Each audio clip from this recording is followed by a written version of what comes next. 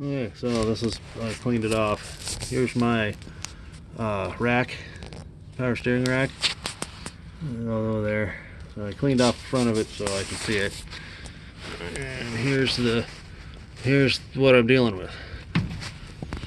I'll get under it here. I can lift it. I can move it up and down. So that means that not only is this, there's supposed to be a rubber grommet thing in there, a bushing. So that bushing's gone, and then there's one on top right there.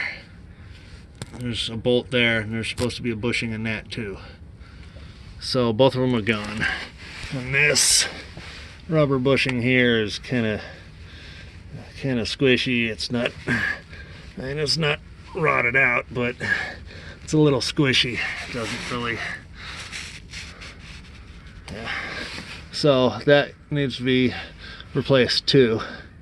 I gotta clean everything up under here, find out exactly where it's leaking from. But yeah, so yeah, there's supposed to be a bushing right up inside there. And I can order the bushings.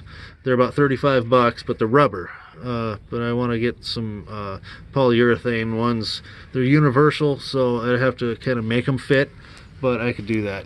So that's that. Okay.